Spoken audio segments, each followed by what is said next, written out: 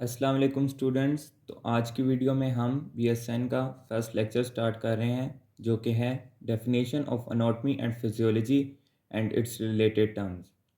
तो स्टूडेंट्स आज की वीडियोस के ऑब्जेक्टिव्स हैं: define the term anatomy and physiology, understand the relationship between anatomy and physiology, discuss level of organization of body, identify anatomical position, describe the various body planes, briefly discuss the body cavities and list the organs lying within each cavity.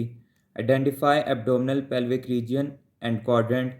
Identify the organs present in 9 abdominal pelvic regions.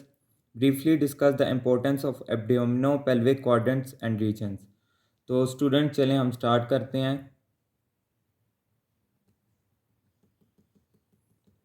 तो dear student सबसे पहले हम पढ़ेंगे अनॉटमी की definition. तो dear student, anatomy is a study of body structure and their relationship among them. For example organ shape, size and weight. तो dear student, anatomy branch है medical science की जिसमें हम पढ़ते हैं बॉडी के बारे में, बॉडी के स्ट्रक्चर्स के बारे में कि डिफरेंट अनॉटमी किस ऑर्गन की क्या है, किस ऑर्गन का क्या साइज़ है, कौन सा ऑर्गन कहाँ पड़ा हुआ है और उसके relationship with respect to other organ. इसमें हम सारा मतलब फॉर एग्जांपल ब्लड वेसल का रूट पढ़ेंगे, नर्व्स का रूट पढ़ेंगे, मसल्स के बारे में पढ़ेंगे, बोन्स के बारे में पढ़ेंगे। ये सब चीज़ें अंडर आती हैं अनॉटमी के। तो इसके बाद हम पढ़ते हैं फिजियोलॉजी की डेफिनेशन। तो डियर स्टूडेंट, फिजियोलॉजी हम कहते हैं study of body function, the function of an organ और सिस्टम। तो डियर स्टूडेंट, फिजियोलॉजी हम कहते हैं बॉडी के जितने भी नॉर्मल फंक्शन हो रहे हैं तो उस सब को हम पढ़ते हैं अंडर फिजियोलॉजी, और बॉडी जितने भी नॉर्मल फंक्शन कर रही है उसको हम कहते हैं फिजियोलॉजी। और अगर यही नॉर्मल फंक्शन हमारे डिस्टर्ब हो जाएं तो उस फील्ड को हम कहते हैं पैथोलॉजी, जो कि फिजियोलॉजी के ऑपोजिट आती है। तो इसके बाद कुछ और सब ब्रांचेज हैं, ये आती एनाटॉमी के अंडर हैं, बट इसको हम सेपरेटली पढ़ते हैं। First of all cytology, study of structure and function of cells. तो जितना भी स्ट्रक्चर है सेल का और उसका फंक्शन के सेल के अंदर ऑर्गेनेलीज, उनके डिफरेंट फंक्शन, वो सब हम पढ़ते हैं under branch of cytology. Cytology के बाद histology. Histology is a microscopic study of cell and tissue. तो डियर स्टूडेंट, अगर आपने देखा हो हिस्टोलॉजी लैब में हम जो स्लाइड्स बनाते हैं और फिर माइक्रोस्कोप के अंदर व्यू करते हैं तो उसमें हम लेयर्स वगैरह डिफरेंट सेल्स की देखते हैं, तो वो होती है हिस्टोलॉजी। हिस्टोलॉजी के बाद आ जाती है osteology, study of structures and function of bones. तो डियर स्टूडेंट, जिस ब्रांच में हम बोन्स के बारे में पढ़ते हैं, बोन्स के साथ कौन कौन सी मसल अटैच है, उसका ओरिजिन, उसका इंसर्शन, वो सब आती है ब्रांच ऑफ अंडर ऑस्टियोलॉजी। इसके बाद आ जाती है मायोलॉजी। जिस तरह स्टूडेंट नाम से ही क्लियर है, मायो मायो मीन्स मसल। तो study of structures and function of muscles is called myology. इसमें हम मसल्स के बारे में पढ़ते हैं, मसल्स का स्ट्रक्चर किस तरह है। इसके बाद हो गई arthrology. Arthrology is study of structures and functions of joints. कौन सा जॉइंट किस टाइप का है, उसकी मूवमेंट कितनी है, कितने एंगल में है, ये सब आ जाता है under a branch of arthrology. इसके बाद आ जाती है angiology, study of structure and function of blood vessels and lymph system is called angiology. Neurology, study of nervous system. तो dear student, nervous system brain हो गया, हमारा स्पाइनल कॉर्ड हो गया, नर्व्स हो गई, उस सब की स्टडी को हम कहते हैं न्यूरोलॉजी। तो डियर स्टूडेंट, ये थी कुछ बेसिक डेफिनेशंस। इसके बाद हम कुछ पढ़ेंगे टर्म्स जो कि एनाटॉमी में बहुत ज़्यादा यूज़ होंगी। अगर आपको ये टर्म्स, जब भी हम एनाटॉमी स्टार्ट करते हैं सबसे पहला हमारा जो लेक्चर होता है वो इन टर्म्स के बारे में होता है, क्योंकि अगर हम ये टर्म्स नहीं पता होंगी तो कल को हम किसी स्ट्रक्चर के बारे में पढ़ेंगे, ऑर्गन के बारे में पढ़ेंगे, तो फिर हमें सही से समझ नहीं आएगा। तो इसलिए जब भी आपने स्टार्ट करनी है एनाटॉमी, आपने पहले ये टर्म्स पढ़नी है। तो स्टूडेंट, ये हम टर्म्स पढ़ेंगे, इसकी डेफिनेशन भी पढ़ेंगे, इसके साथ हमारे पास कल पढ़ा हुआ है तो इन टर्म्स को मैं उसमें भी समझाऊंगा ताकि आपको इजीली समझ आ जाए। तो सबसे पहले जो दो टर्म्स यूज़ होती हैं एनाटॉमी में उनको हम कहते हैं सुपीरियर एंड इन्फीरियर। तो the upper part of a structure is called superior, the heart is superior to liver. तो डियर स्टूडेंट, किसी भी ऑर्गन को जब हम ऊपर से देखेंगे ना तो उसको हम कहेंगे सुपीरियर। इधर एग्जांपल दी हुई है, for example heart is superior to liver. अगर हम अपनी बॉडी में देखें, ये हमारा हार्ट है और ये है हमारा लिवर। तो आप देख सकते हैं जब भी हम लिवर के ऊपर से देखेंगे तो हमें हार्ट पड़ा हुआ नज़र आएगा। और इसी तरह अगर बात करें इन्फीरियर की, तो the lower part of a structure, the stomach is inferior to the lung. तो डियर स्टूडेंट, ये आप देख सकते हैं कि स्टमक लंग के इन्फीरियर पड़ा हुआ है। तो जोन से हम ऊपर पड़ा होता है उसको कहते हैं सुपीरियर, और जो नीचे उन्हें हम कहेंगे इन्फीरियर। अब अगर इसी स्कल को हम ऊपर से देखेंगे तो ऊपर से इस व्यू को हम कहते हैं सुपीरियर, और अगर इस स्कल को हम नीचे से देखेंगे तो इसको हम कहते हैं इन्फीरियर। या आप देख सकते हैं इन्फीरियर व्यू।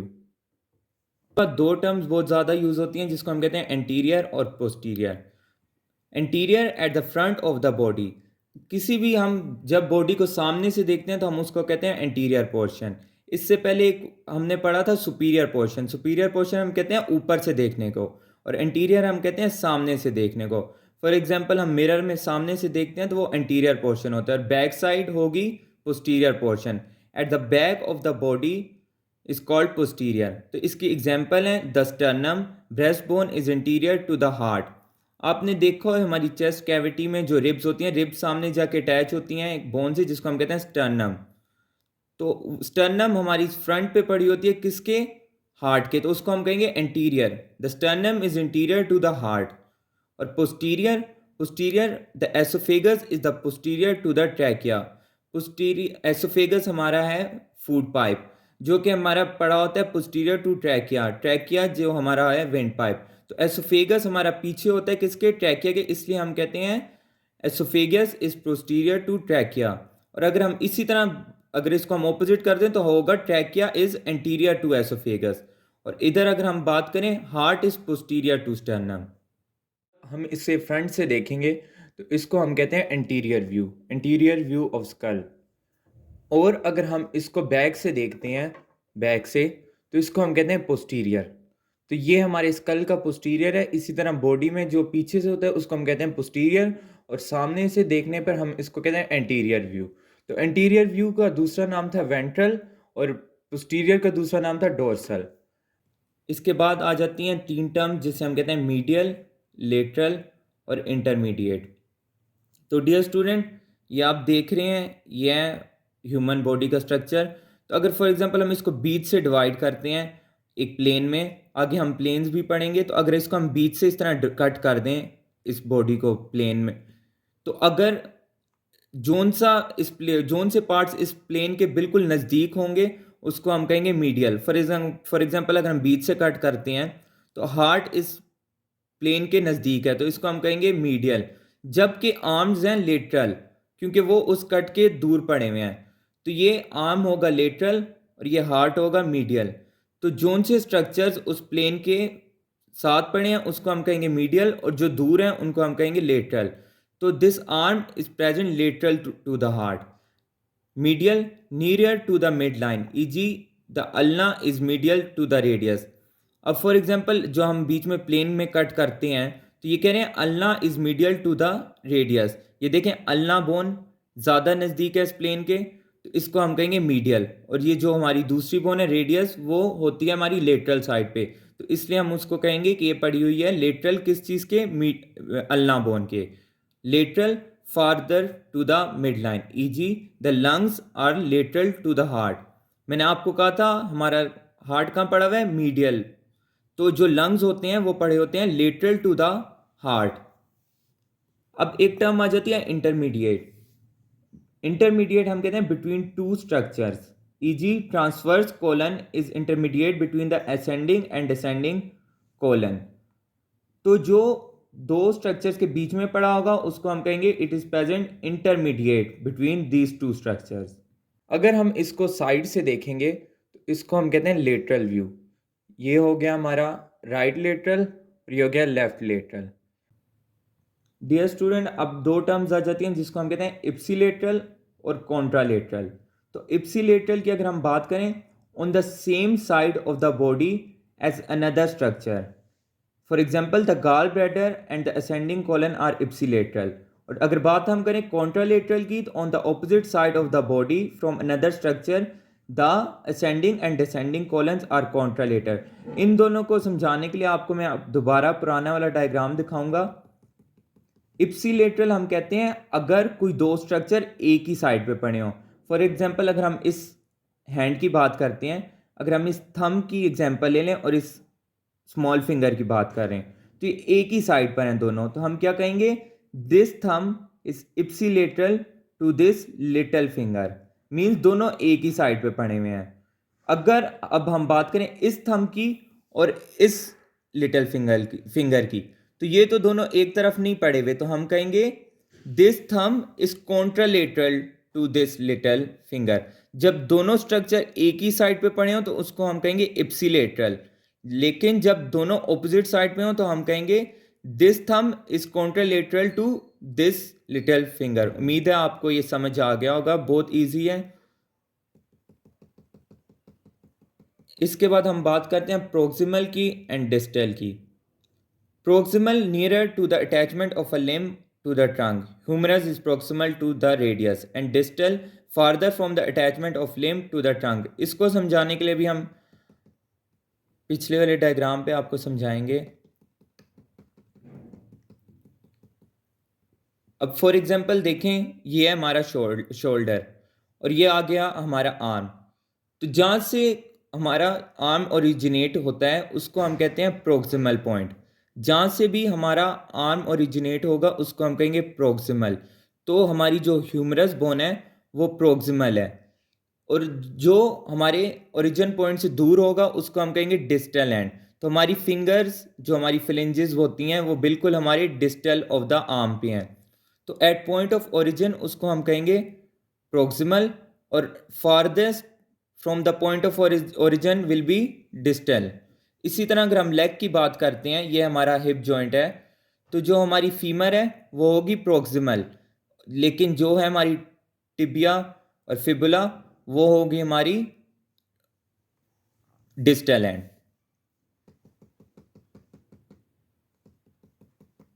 ये देखें, ये सारी जो हमने अभी टर्म्स आपको समझाई, लेफ्ट के ऑपोजिट होता है राइट, सुपीरियर के ऑपोजिट होता है इंफीरियर, एंटीरियर एंटीरियर था सामने की तरफ से तो उसका ऑपोजिट था पोस्टीरियर। इसको हम वेंट्रल और डोर्सल भी बोलते हैं। जो अंटीरियर होता है उसको हम वेंट्रल भी कहते हैं और पोस्टीरियर को हम डोर्सल भी कहते हैं।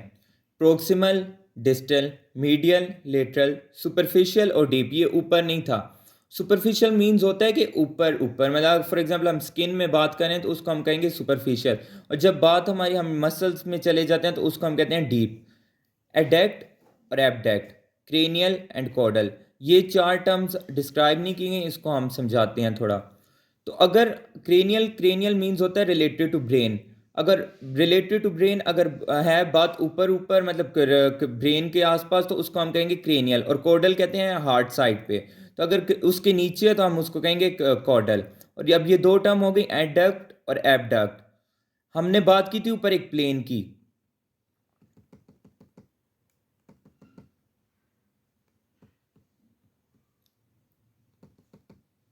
इस तरह हमने बॉडी को दो एक प्लेन में डिवाइड किया था जिसमें हमने बॉडी को दो पार्ट्स में डिवाइड कर दिया था। तो अगर ये हमारा आर्म है, इसको अगर हम इस प्लेन से दूर लेके जाते हैं, मतलब इसकी हम रोटेशन करते हैं इस साइड पे, तो उसको हम कहेंगे एबडक्ट। लेकिन जब इस आर्म को हम उस प्लेन के नज़दीक लेके आएंगे, जैसे अभी एनाटॉमिकल पोजीशन में इंसान खड़ा है, तो इसको हम कहेंगे एडक्ट। इसको अगर हम इस तरह लेके जाएंगे तो इसको कहेंगे एबडक्ट, जिसको हम कहते हैं एबडक्शन मूवमेंट। और अगर इस आर्म को हम प्लेन के नज़दीक लेके आएंगे, प्लेन इधर था ना, तो इसको हम कहेंगे एडक्ट। जैसे ऐड कर दिया हमने, इस आर्म को हमने ऐड कर दिया प्लेन के लिए, तो हम इसको कहेंगे एडक्शन। इसी तरह अगर हम लेग में बात करते हैं, अगर हम इस लेग को हम साइड पे उठाएंगे तो उसको हम कहेंगे एबडक्शन, और उसको हम अगर नज़दीक लेके आएंगे तो उसको कहेंगे एडक्शन। उम्मीद है आपको ये पॉइंट भी क्लियर हो गया होगा। इसके बाद हम बात करते हैं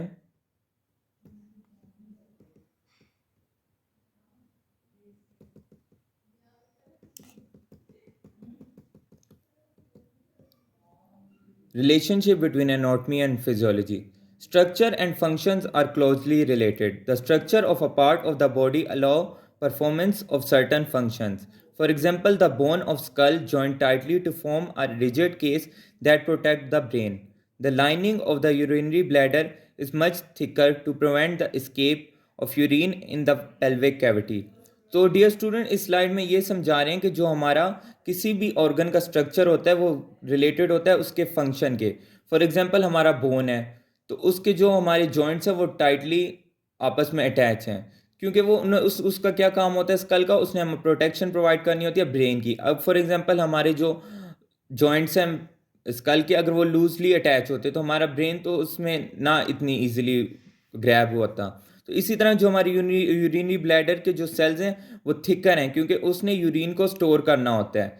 तो जो हमारे स्ट्रक्चर होगा ऑर्गन का, उसी के उसके टाइप से उसका स्ट्रक्चर होता है फंक्शन के रिलेटेड। तो डियर स्टूडेंट, ये अगली स्लाइड है ऑर्गेनाइजेशन ऑफ बॉडी रिलेटेड, कि इसमें हमारी जो बॉडी बनती है वो स्टार्ट होती है एक एटम से। एटम के बाद आता है मोलिकुलर लेवल, फिर उसके बाद आता है ऑर्गेनेली, और फिर जब ऑर्गेनेली डिफरेंट कंबाइन होती हैं तो फिर वो एक सेल बनाती हैं। और सेल जब एक होता है तो वो जब मिल के जाते हैं तो उसके बाद बनता है टिश्यू हमारा। And when different tissue combine together to perform a similar function, they form an organ. Organ makes organ system and organ system make an organism.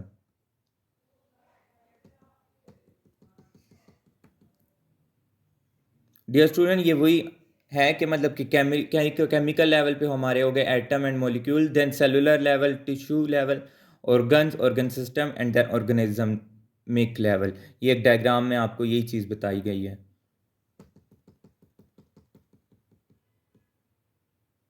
तो डियर स्टूडेंट, अब बात करते हैं एनाटॉमिकल पोजीशन की, कि एनाटॉमिकल पोजीशन क्या होता है। तो डियर स्टूडेंट, जब भी हम कोई मतलब कि एनाटॉमी पढ़ते हैं या कोई सर्जरी परफॉर्म करते हैं तो सबसे पहले बात आती है एनाटॉमिकल पोजीशन की। तो एक सर्जन को पता होना चाहिए कि एनाटॉमिकल पोजीशन क्या होती है। तो any region of a part of the human body assume that in a specific stance called the anatomical position. In the anatomical position of body is upright, stand erect, hand level and the eyes facing directly forward. Feet are flat on the floor, arms are at the sides with the palms turned forward. तो dear student, ये अगर आपको मैं आसान अल्फाज में समझाऊं तो एनाटॉमिकल पोजीशन कहते हैं जिसमें हम बिल्कुल रिलैक्स खड़े हों, ठीक है, हमारी आइज़ फॉरवर्ड देख रही हों, हमारे आर्म्स बिल्कुल एडक्ट हों। आपको पहले हमने बताया था एडक्ट क्या होता है, मीन्स कि जो हमारा प्लेन होता है उसके पास हों। तो हमारे आर्म्स एडक्ट हों और हमारे पाम्स जो होते हैं वो बिल्कुल फॉरवर्ड फेस कर रहे हों, हमारी लेग्स जॉइंट हों, और जो हमारे फुट होते हैं वो ऑन द फ्लोर हों। तो इस सारी पोजीशन को हम क्या कहेंगे, एनाटॉमिकल पोजीशन। तो इसी की बेस पे फिर हम फर्दर आगे जो एनाटॉमिकल वो होती हैं मूवमेंट वो हम डिस्क्राइब करते हैं। उम्मीद है स्टूडेंट आपको ये समझ आ गई हो।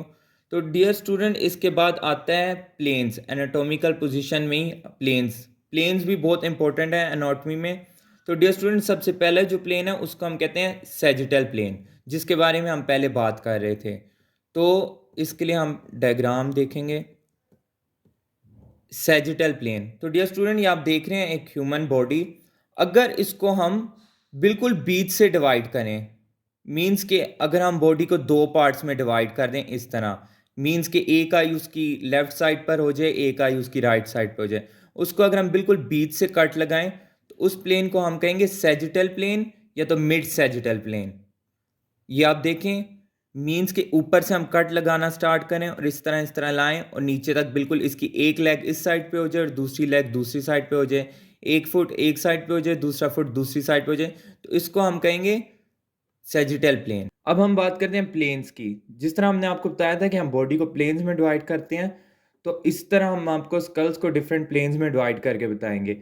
अगर हम इस स्कल को बिल्कुल बीच से डिवाइड करें, अगर फॉर एग्जांपल सोचें हम इसको यहाँ से ऐसे कट लगा दें कि हमारी दोनों आईज इक्वली डिवाइड हो, हमारा स्कल बिल्कुल इक्वली डिवाइड हो, तो इस प्लेन को हम क्या कहते थे, इस प्लेन को हम कहते थे मिड सैजिटल।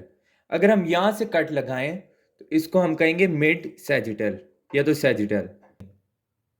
तो सैजिटल प्लेन के बाद आता है हमारा पैरासैजिटल प्लेन। तो पैरासैजिटल प्लेन भी हमारा बिल्कुल सैजिटल प्लेन की तरह ही है, इसमें भी हम ऊपर से नीचे कट करते हैं, बट सैजिटल प्लेन में हम बिल्कुल इक्वल पार्ट में डिवाइड करते थे, एक आई इस तरफ आती थी, दूसरी आई दूसरी तरफ जाती थी। इसमें भी जो हमारा प्लेन होगा वो पैरेलल टू सैजिटल होगा, बट वो बॉडी को टू इक्वल पार्ट्स में डिवाइड नहीं करेगा वो। फॉर एग्जांपल अगर हम यहाँ से कट करना स्टार्ट कर दें तो ऐसा भी हो सकता है कि आर्म्स एक उस साइड पे डिवाइड हो एक इस साइड पे, बट दोनों आइज उस साइड पे हो, तो it's not divide into two equal parts. तो उसको हम कहेंगे पैरासैजिटल प्लेन, जो कि हमारे सैजिटल प्लेन के पैरेलल ही होगा। प्लेन बनाए जो कि इस प्लेन के पैरेलल हो, या तो वो बॉडी को अनइक्वल पार्ट में डिवाइड करे। फॉर एग्जांपल अगर हम यहाँ से कट लगा दें, अगर हम यहाँ से कट लगाएंगे तो ये दोनों साइड इक्वल नहीं होगी, 20% इस साइड पे होगा और 80% इस साइड पे होगा। तो इस प्लेन को हम कहते हैं पैरासैजिटल, मींस ये सैजिटल प्लेन के पैरेलल है, but it does not divide into two equal part. जो हमारा मिड सैजिटल था वो हमारे टू इक्वल पार्ट में डिवाइड करता था, बट जो पैरासैजिटल है वो अनइक्वल पार्ट में डिवाइड करता है। तो इसके बाद आ जाते हैं ट्रांसवर्स या horizontal cross sectional plane divides the body into superior and inferior portion. तो डियर स्टूडेंट, हमने पहले ये दो टर्म्स पढ़ी थी, सुपीरियर एंड इंफीरियर। सुपीरियर था ऊपर की तरफ, इंफीरियर था नीचे की तरफ। तो अगर बॉडी को हम सुपीरियर और इंफीरियर पोर्शन में डिवाइड कर दें तो उसको हम कहते हैं ट्रांसवर्स प्लेन। फॉर एग्जांपल ये देखें, अगर हम यहाँ से कट लगाते हैं यहाँ से, तो इस बॉडी को डिवाइड कर देगा टू प्लेन्स में, जो कि हमारा होगा अपर ट्रंक एंड लोअर ट्रंक। तो डियर स्टूडेंट, जब हम ब्लड वेसल्स की लेयर्स पढ़ते हैं या तो मतलब कि मसल्स की डिफरेंट लेयर्स पढ़ते हैं तो हम ट्रांसवर्स कट लगाते हैं, क्योंकि उसमें हमने बॉडी को डिफरेंट लेयर्स में पढ़ना होता है। फॉर एग्जांपल हम यहाँ से कट लगाएंगे तो हम इसको जब इन्फीरियर से देखेंगे तो हमें प्रॉपर लेयर्स नज़र आएगी। आउटर मोस्ट होगी स्किन, फिर हो गया हमारा सुपरफेशियल फेशिया। तो इसलिए ये हमारे प्लेन्स मोस्ट इंपॉर्टेंट होते हैं एनाटॉमी में। तो स्टूडेंट, अगर हम बॉडी को या किसी ऑर्गन को अगर हम इस तरह डिवाइड कर दें, मीन्स पैरासैजिटल प्लेन के 90 डिग्री पे, तो उसको हम कहते हैं ट्रांसवर्स प्लेन। ये बॉडी को अपर एंड बॉटम पार्ट में डिवाइड करता है। पैरासैजिटल प्लेन लेफ्ट और राइट प्लेन में डिवाइड करता था, transverse plane upper and lower part में डिवाइड करता है। इसके बाद आ गया हमारा फ्रंटल और coronal plane divides the body into anterior और ventral and posterior and dorsal portion.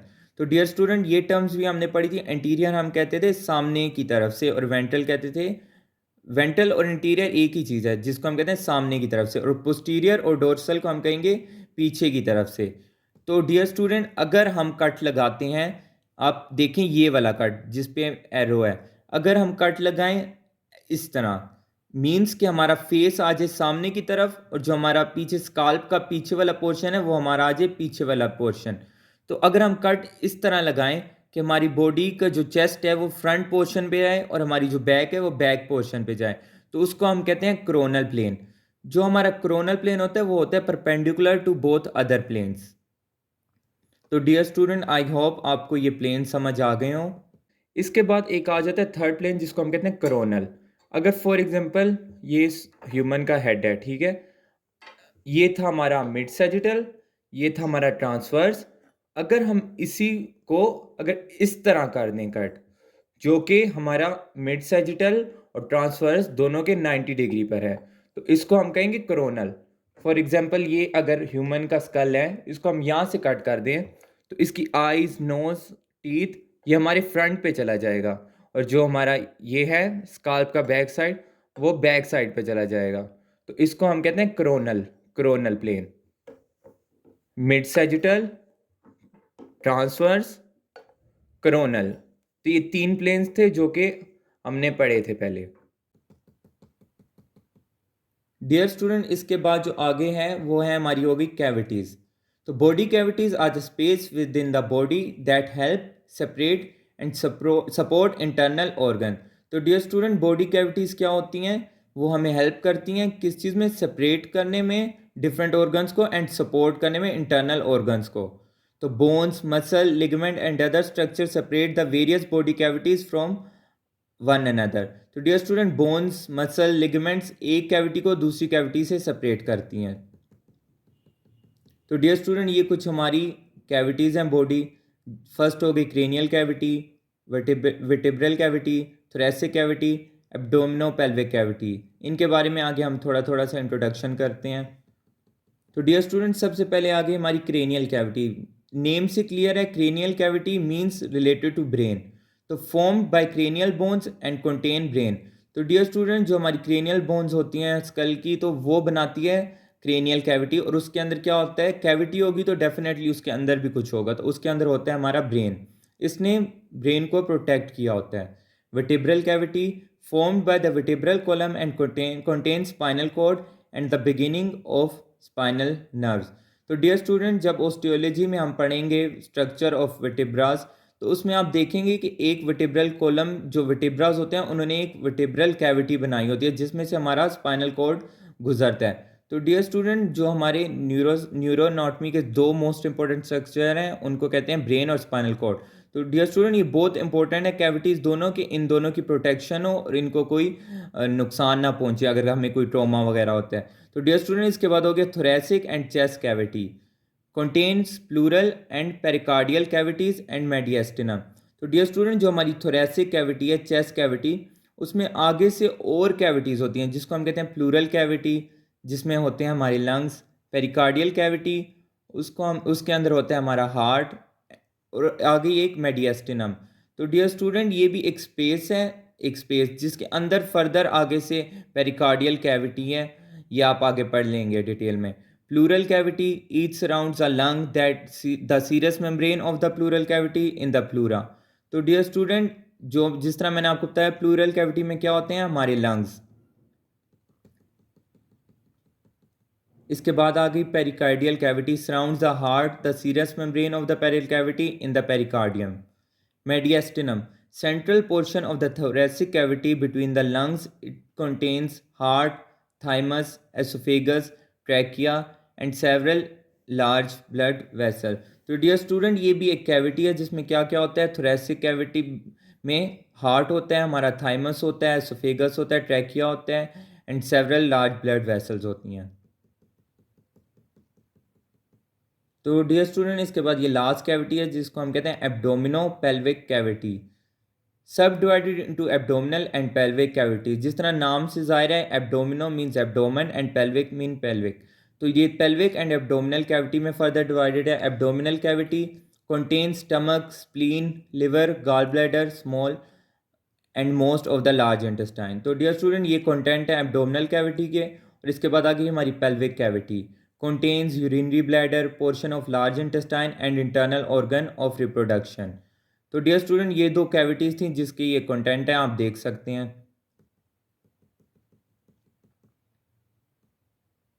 तो डियर स्टूडेंट, इसके बाद आ जाते हैं क्वाड्रेंट्स। तो जो हमारा अब्डोमेन है उसको हम डिफरेंट क्वाड्रेंट्स में डिवाइड करते हैं। To describe the location of many abdominal and pelvic organs more easily, two methods are use for dividing the abdomino pelvic cavity into smaller area. तो डियर स्टूडेंट, ये कह रहे हैं हम एनाटॉमी को ज़्यादा इजी करने के लिए और डिफरेंट ऑर्गन्स पढ़ने के लिए हम पेल्विक और एब्डोमिनल रीजन को डिफरेंट क्वाड्रेंट्स में डिवाइड करते हैं ताकि ऑर्गन्स की स्टडी ज़्यादा ईजी हो जाए। Abdominal pelvic region and quadrant. First method, two horizontal and two vertical lines partition this cavity into 9 abdominopelvic region। तो डियर स्टूडेंट, ये समझाने के लिए हम आपको ऊपर वाला डायग्राम दिखाएंगे। तो ये कह रहे हैं कि हम क्वाड्रेंट्स बनाने के लिए 2 वर्टिकल लाइंस लगाते हैं और 2 हॉरिजॉन्टल लाइन लगाते हैं। तो ये 2 वर्टिकल लाइंस और 2 हॉरिजॉन्टल लाइंस हमारे एब्डोमेन को 9 पार्ट्स में डिवाइड करती है। ये आप देख सकते हैं 1 2 3 4 5 6 7 8 9। हमारी इन 4 लाइंस ने हमारे पूरे एब्डोमेन को 9 पार्ट्स में डिवाइड कर दिया।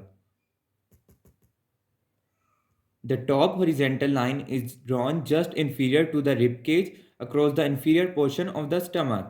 The bottom horizontal line is drawn just inferior to the top of the hip bone। तो डियर स्टूडेंट, जो हमारी हॉरिजेंटल लाइन है, जो हमारी टॉप हॉरिजेंटल लाइन है, वो लगती है हमारे लास्ट रिब पर, मतलब रिब के जहाँ पे हमारा ख़त्म होगा वहाँ पे हम लगाएंगे टॉप हॉरिजेंटल लाइन। और जो कि हमारी लोअर हॉरिजेंटल लाइन है वो हमारी लगती है हिप बोन के ऊपर। यहाँ पे हमारी हिप बोन होगी तो उसका जो अपर बॉर्डर है उस पर हम लगाते हैं लोअर हॉरिजेंटल लाइन, और अपर हॉरिजेंटल लाइन हम कहाँ लगाते हैं, जहाँ पे हमारी 12 रिब ख़त्म होती है उसके नीचे।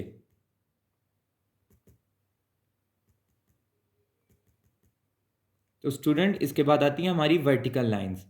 2 vertical lines, the left and right mid clavicular lines are drawn through the mid portions of the clavicles, collarbones, just medial to the nipple. ये भी हम आपको ऊपर वाले डायग्राम से समझाते हैं.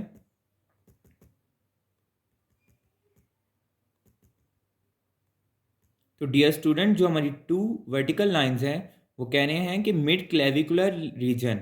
तो मिड क्लेविकुलर रीजन क्या होता है? यहाँ पर हमारी होती है क्लेविकल बोन, जिसको हम कोलर बोन भी कहते हैं. तो जो हमारी क्लेविकल बोन होती है उसके बिल्कुल मिड पे अगर हम उसको हम पॉइंट आउट करें, तो उससे अगर हम नीचे एक इमेजनरी लाइन खींचें, तो यहाँ से क्लेविकल की हमारी मिड इमेजनरी लाइन हमारी आएगी यहाँ पर तकरीबन. तो अगर हम यहाँ से लाइन खींचें, यहाँ से आते जाएं, तो यहाँ पर आता है हमारा निपल. तो नीचे हमने क्या पढ़ा था? Median to the nipple. तो अगर हम मिड क्लेविकुलर लाइन नीचे खींचेंगे तो हमारे निपल के मीडियन साइड पे होगी और वो नीचे आके इसको मिलेगी. तो ये हो गई हमारी फर्स्ट वर्टिकल लाइन. इसी तरह दूसरा क्लेविकल, उसका मिड क्लेविकुलर पॉइंट और उसकी mid clavicular line will be median to this nipple और वो नीचे आके मिल जाएगी इस लाइन से. तो हमारी होगी 2 वर्टिकल लाइंस और 2 हॉरिजेंटल लाइंस, जो कि हमारे एब्डोमेन को 9 पार्ट्स में डिवाइड करती है.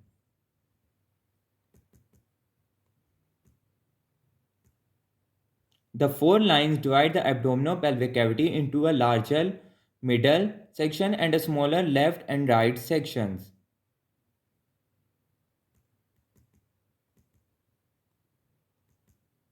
The name of the 9 regions are right hypochondriac, epigastric region, left hypochondriac region, right lumbar region, umbilical region, left lumbar region, right inguinal iliac region, hypogastric pubic region, left inguinal iliac region. तो student, ये जो ऊपर हमने 9 parts में divide किया था abdomen को, ये सब उनके नाम हैं. ये आपको इस डायग्राम में आप इनको देख सकते हैं. ये हो गया हमारा right hypochondriac region, epigastric region, left hypochondriac region, right lumbar region, umbilical region, left lumbar region, right iliac region, hypogastric region और ये हो गया हमारा लेफ्ट इलियक रीजन.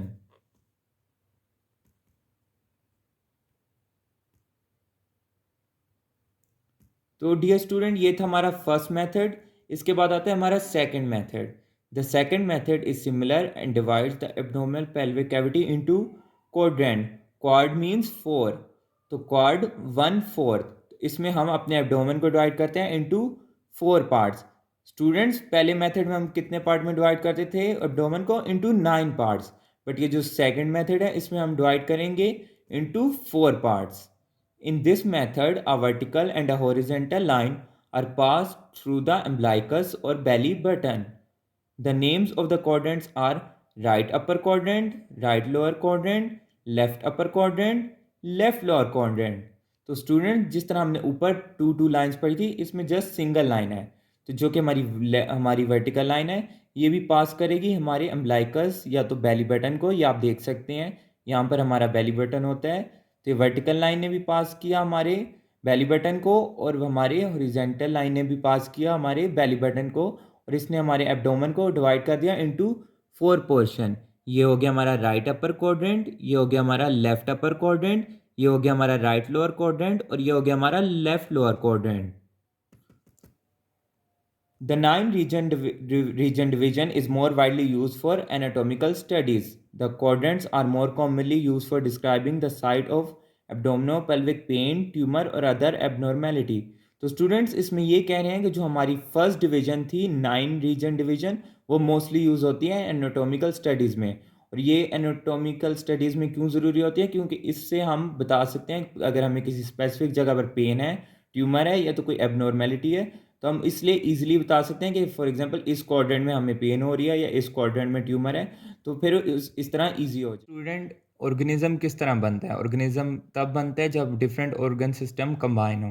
तो इसी तरह हमारी बॉडी भी डिफरेंट ऑर्गन सिस्टम से बनी हुई है, जो कि आपको इस डायग्राम में विजिबल है. तो इसके बारे में हम थोड़ा थोड़ा डिस्कस करेंगे. सबसे पहले हो गया हमारा डाइजेस्टिव सिस्टम. डाइजेस्टिव सिस्टम क्या होता है आप सब जानते हैं, जो कि हमारी ओरल कैविटी से स्टार्ट होकर हमारी रेक्टम एनएस तक जाता है. इसका क्या काम होता है? इसका काम होता है हमारे फूड की डाइजेशन और वो फूड से न्यूट्रिएंट्स लेके हमारे ब्लड में एब्जॉर्ब करना. इसके बाद आता है हमारा कार्डियोवास्कुलर सिस्टम, जिसमें कि हमारा हार्ट और हमारी ब्लड वेसल्स आती हैं। हार्ट का मेन काम होता है ब्लड पंप करना, और वेसल्स का काम होता है डिफरेंट ऑर्गन से ब्लड लेना और हार्ट तक पहुंचाना। इसके बाद आता है हमारा इंटेगुमेंट्री सिस्टम, इसमें आ जाते हैं हमारा स्किन एंड उसके डेरिवेटिव्स। रेस्पिरेटरी सिस्टम में आ जाता है हमारा वो तमाम एयर पैसेज वे और वो ऑर्गन जो कि हमारी रेस्पिरेशन में हमारी मदद करते हैं। एंडोक्राइन सिस्टम, डियर स्टूडेंट, इसमें हम पढ़ेंगे डिफरेंट एंडोक्राइन ग्लैंड्स को, उनकी सेक्रीशंस, उनका हार्मोन, उनका एक्शंस। रिप्रोडक्टिव सिस्टम, इसमें हम पढ़ते हैं main reproductive organs. Dear student, इसके बाद हम पढ़ते हैं एक्सक्रीटरी सिस्टम को। एक्सक्रीटरी सिस्टम में हम पढ़ेंगे कि हमारी बॉडी का जो वेस्ट होता है, वेस्ट मटेरियल, वो हमारी बॉडी से किस तरह एक्सक्रीट आउट होता है। इसके बाद आता है हमारा मस्कुलर सिस्टम, मस्कुलोस्केलेटल सिस्टम। इसको हम MSK सिस्टम भी कहते हैं। इसमें हम पढ़ते हैं मसल्स के बारे में, स्केलेटन के बारे में, जॉइंट्स के बारे में, कि हमारी बॉडी किस तरह मूवमेंट कर रही है और हमारी मसल्स का क्या काम होता है, स्केलेटल क्या हमारी बॉडी का फ्रेमवर्क प्रोवाइड करता है। ये सब बातें हम पढ़ेंगे मस्कुलोस्केलेटल सिस्टम में। इसके बाद आता है हमारा नर्वस सिस्टम, जिसको हम कहते हैं हमारे तमाम ऑर्गन्स का ब्रेन है। तो इसमें हम पढ़ेंगे ब्रेन के बारे में, स्पाइनल कॉर्ड के बारे में, डिफरेंट नर्व्स के बारे में, किस तरह हमारा कोई एक्शन बॉडी किस तरह उसको प्लान आउट करती है और उसको फिर आगे प्रोसीड करती है। इसके बाद आता है हमारा इम्यून सिस्टम, जो कि हमारी बॉडी को प्रोटेक्शन प्रोवाइड करता है अगेंस्ट माइक्रो ऑर्गेनिज्म और हमारी बॉडी को हेल्दी रखता है। तो डियर स्टूडेंट, ये था हमारा फर्स्ट लेक्चर। अगर आपका कोई भी क्वेश्चन हो तो आप कमेंट सेक्शन में पूछ सकते हैं, और आप इसके बाद ये भी बता सकते हैं कि आपको नेक्स्ट किस टॉपिक पर वीडियो चाहिए, ताकि हम नेक्स्ट वीडियो उसी टॉपिक पर बनाएं। Okay, thank you.